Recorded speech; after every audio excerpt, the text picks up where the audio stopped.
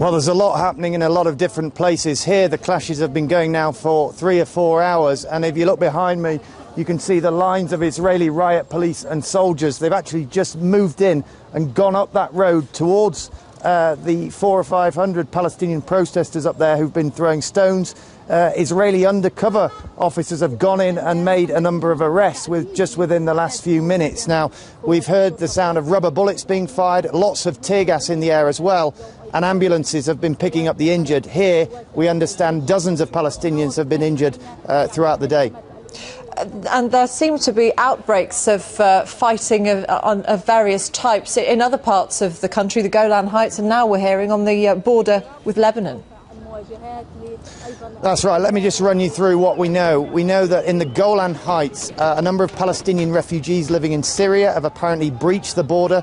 There has been conflict there with Israeli soldiers. We have had confirmed one person dead there. That's from medical sources. Possibly 4 people killed, many more injured. And as you say, clashes also on Israel's border with Lebanon, apparently with Palestinian refugees protesting on the Lebanese side who managed to cross into Israel.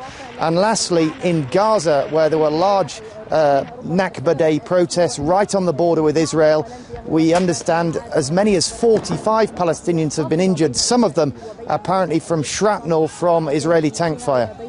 Now, as you say, Palestinians mark Nakba every year. How is this different, though, this time?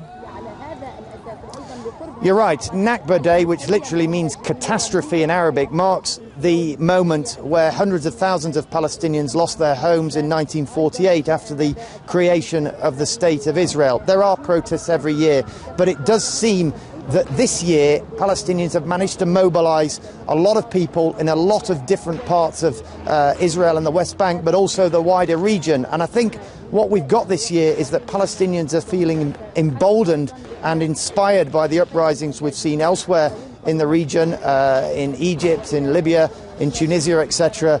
And basically, for their part, they feel that for the Palestinian side, things are moving, they're mobilising. We had the deal between Fatah and Hamas, the 2 main Palestinian factions, signed a few weeks ago, bringing an end to 4 years of political division among Palestinians, and at least on their side, they feel that things are moving at the moment.